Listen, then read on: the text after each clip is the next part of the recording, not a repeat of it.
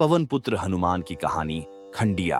राजस्थान की इस पावन भूमि पर बैठकर आज मैं आपको पवन पुत्र हनुमान की एक कहानी सुनाता हूँ। ये कहानी वीरता, भक्ति और अटूट निष्ठा की है। बहुत समय पहले अंजना नामक एक परम तेजस्वी वानरी थीं। उन्होंने पवन देव की कठोर तपस्या की और उनकी तपस्या से प्रसन्न होकर पवन देव ने उन्हें एक तेजस्वी पुत्र का वरदान दिया। इसी वरदान के फलस्वरूप चैत्र पूर्णिमा के दिन अंजना के गर्भ से हनुमान का जन्म हुआ।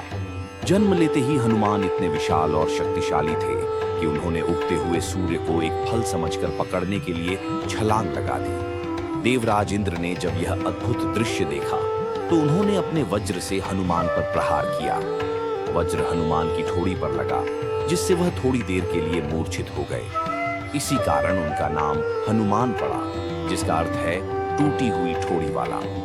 पवन देव अपने पुत्र की यह दशा देखकर अत्यंत क्रोधित हुए और उन्होंने अपनी गति रोक दी। इससे पूरे संसार में वायु का संचार रुक गया, जिससे सभी जीव जंतु व्याकुल हो उठे। देवताओं ने पवन देव से क्षमा याचना की और हनुमान को अनेक वरदान दिए। ब्रह्मा जी ने उन्हें इच्छानुसार रूप बदलने और मृत्यु से मुक्त रहने का वरदान दिया, तो इंद्र ने अपने वज्र का प्रभावहीन होने का आशीर्वाद दिया। समय बीतता गया और हनुमान बड़े होते गए। उनकी शक्ति और बुद्धिमत्ता अद्वितीय थी। एक दिन जब भगवान राम 14 वर्ष के वनवास पर थे, उनकी पत्नी सीता का रावण ने हरण कर लिया। राम अपनी पत्नी को ढूंढते हुए व्याकुल थे।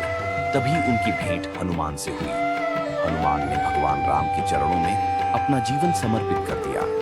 हनुमान ने अपनी अद्भुत शक्ति और बुद्धि से सीता माता की खोज में भगवान राम की सहायता की। उन्होंने विशाल समुद्र को एक छलांग में पार किया और लंका नगरी में प्रवेश किया। वहां उन्होंने अशोक वाटिका में सीता माता को देखा और उन्हें भगवान राम की मुद्रिका अंगूठी दी। उन्होंने रावण के कई राक्षसों का वध किया और लंका में आग लगा दी। जब राम और उनकी वानर सेना लंका पर चढ़ाई करने के लिए समुद्र तट पर पहुंचे, तो हनुमान ने अपनी शक्ति से विशाल पत्थरों को उठाकर समुद्र में सेतु, पुल बनाने में महत्वपूर्ण भूमिका निभाई। उन्होंने हर मुश्किल घड़ी में भगवान राम का साथ दिया। रावण के साथ हुए भयंकर युद्ध में हनुमान ने अपनी वीरता का परिचय दिया। जब लक्ष्मण मेघनाद के बाण से मूर्छित हो गए, तो हनुमान ही संजीवनी बूटी लाने के लिए हिमालय पर्वत पर उड़कर गए। उन्होंने पूरे पर्वत को ही उठा लिया, क्योंकि वह संजीवनी बूटी को पहचान नहीं पा रहे थे।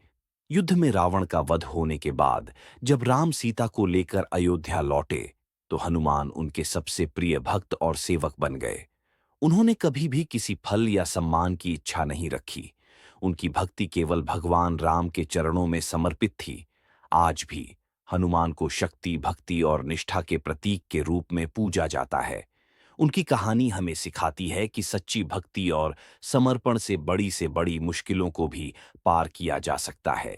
खंडिया की इस शांत धरती पर हनुमान की